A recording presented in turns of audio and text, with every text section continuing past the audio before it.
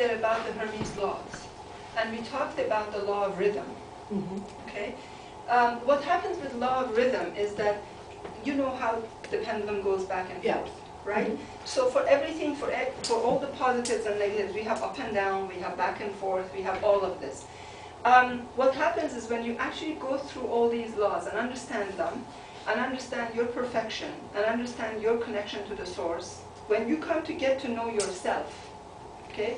When you get to know yourself, you should be ideally, and I'm saying ideally, you should be ideally able to maintain that rhythm to be always 100% up here.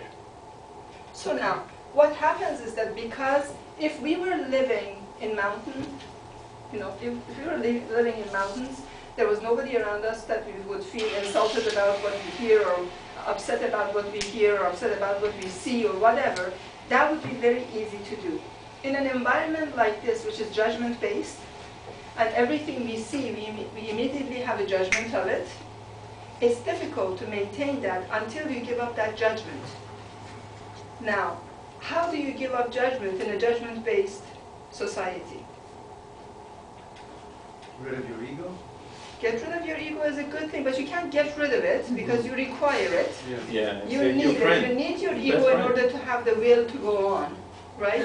So you require the ego. You can put a leash on it, but how do you get rid of your judgment so that you will be constantly at this? Acceptance. Acceptance, right? Acceptance plays a huge role. Did you have something to add to that? No, I was just saying about the ego thing. I read something recently about we don't get rid of the ego, we transcend the limitations of the ego. Absolutely. Because that's what I mean by putting a leash on it. Because you need the ego in order to feel like an individual. If you don't have ego, then you and I sort of will end up being exactly the same thing, and there's no flavor to it.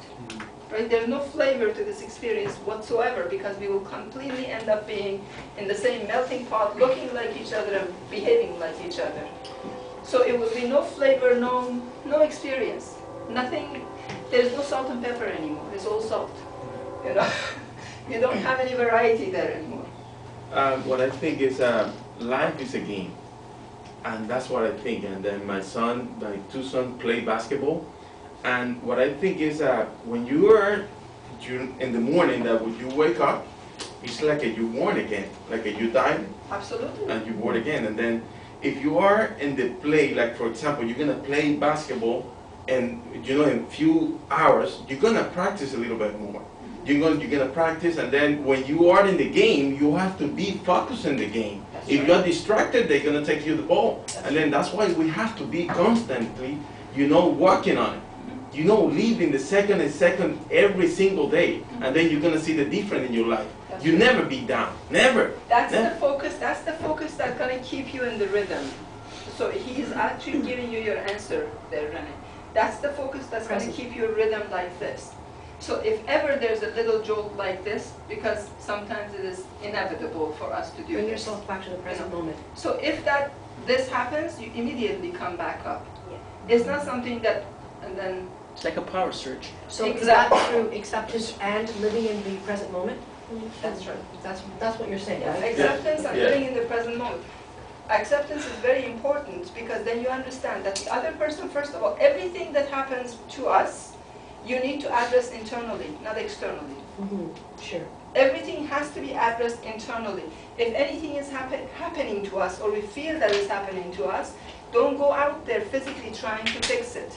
Try to fix inside, and the outside will take care of itself. You were going to say something. Well, I was just going to say about living in the moment and then getting back to judgment. Judgment can only be in the past, right?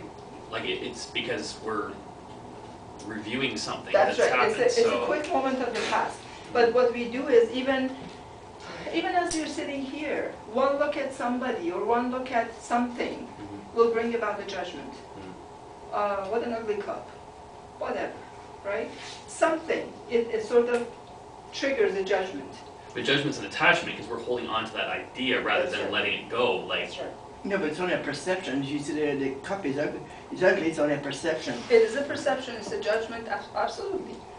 Because just because you're perceiving it ugly doesn't mean the person who has it. She bought it, she must have liked it. She must have liked it to bought it. Right?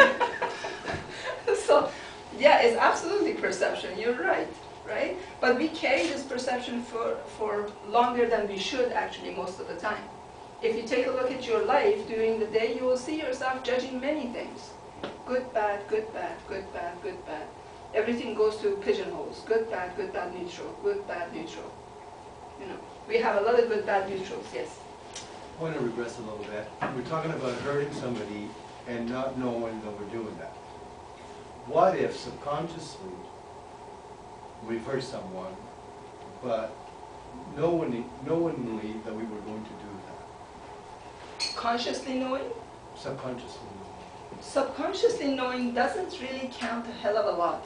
No way. The reason is that whatever we do, we subconsciously know the result. Like both. It will only count if you're so aware of yourself that your conscious knows exactly what your subconscious is doing.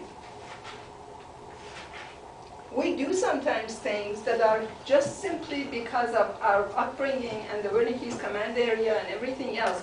We say and do things. For example, we are very quick to judge.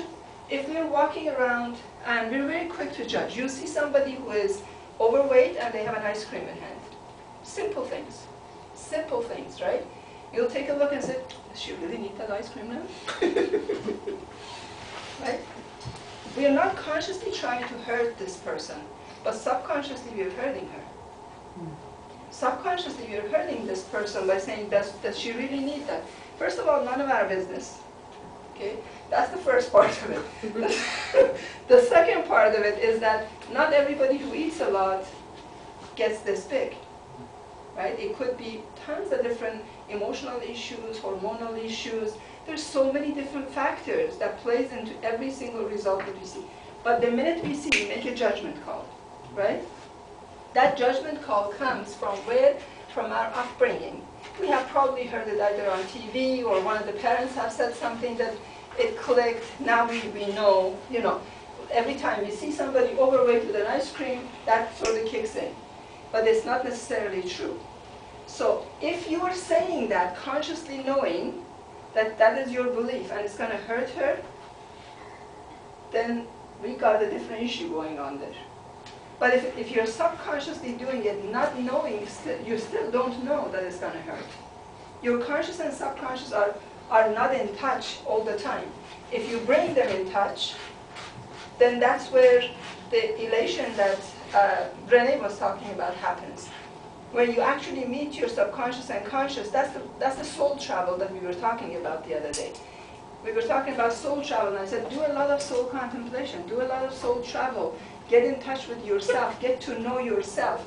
The more you get to know yourself and your soul and how everybody is a part of you, and understand this connection, the less of that hurting will ever happen.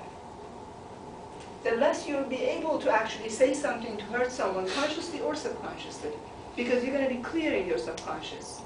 There's a lot of things that we have learned from media, from friends, from teachers, from parents, from family members, relatives, you name it. Some of which we don't even remember. But at times, they're going to kick in and they're going to produce results. When you get in touch with yourself and you do the soul travel, you clear all that. You clear your subconscious of all the things that you have learned, and you say, I am reprogramming myself basically to learn from today. Whatever it is that I choose to learn. Right?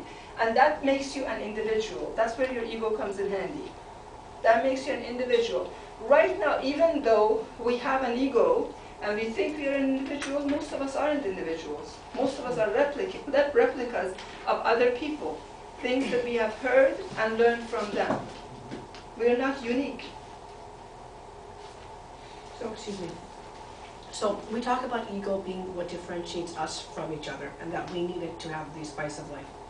But yet people, and and even myself included, in my old self, I will call it, you try to revert people to your way of thinking because we believe that our way of thinking is correct. Now, let's go with this. So when we do that, So is it okay when we accept people? I think we may have talked about this already, Liv. If you accept people as they are, but yet their way of life or their way of thinking is not in tune with yours. So you're accepting them, but it doesn't mean that you have to agree and adapt their principles. Does it mean that you can keep yourself at a distance though? Yes. Like, is it okay and safe to do that? I just don't want to think that I'm judging someone by doing that. Okay. Yes, you can. That is, but what I would really suggest is that for you to come truly in touch with your feeling about these people and completely accept them before you distance yourself.